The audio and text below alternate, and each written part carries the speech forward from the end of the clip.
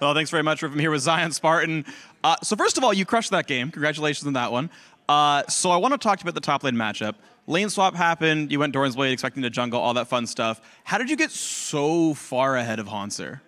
Well, it just so happened that every single time a play was made on the map or we swapped, it kept freezing back towards me. So I was just like, all right, guys, I'm going to freeze. This guy's not doing anything right now. So I just kept like sitting in lane farming minions all game, and then he was not able to do anything. So I just got so strong. Yeah, I noticed that one. So if roles are reversed and every time you went for a play, it's freezing against you time and time again, how would you have actually broken that and tried to keep yourself relevant in the game? Well, that's where you kind of just like go with your team and you kind of force pressure somewhere else so he's forced to unfreeze. And I wasn't really ever put in that situation where I was forced to unfreeze. He didn't really put pressure on the map anywhere, and it was kind of hard because he was like a level 5 Lissandra trying to roam around. So I was just able to freeze and get really, really strong, and that was really bad for Gravity. Yeah, it worked really well for you guys, of course. So I want to ask you about a similar topic. You played Hecarim this game.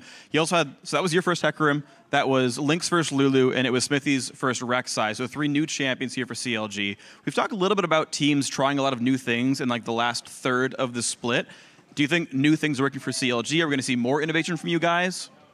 Yeah, I think we definitely are a very versatile team. I think we can, like carry through any lane. We can play so many different comps because of that, I feel. Because certain teams, they're just like limited to like mid lane pressure, top lane pressure, but no, like we can go top, mid, or bottom. So we can play like carry champions and like pressure champions to any lanes, and that means we can run like almost any comp.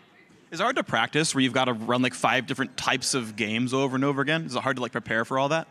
Yeah, it's definitely hard because you have to play differently with like jungle pressure and things like that. Like you're not always going to get the camp, and you have to be able to play around that, and that's what makes everyone on our team versatile players, and I'm really looking forward to what's coming up for us.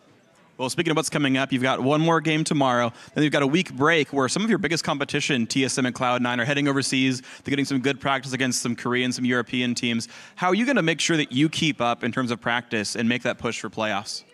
We're going to make sure we watch IM Katowice, of course, and we're going to just be practicing during that time. Of course, we won't be able to scrim TSM and C9, but there's still Team Liquid looking really good and some other LCS teams we can scrim, and we're just going to make sure like we're well rested and in shape for the last end of the split because that's what's going to really, really matter for us.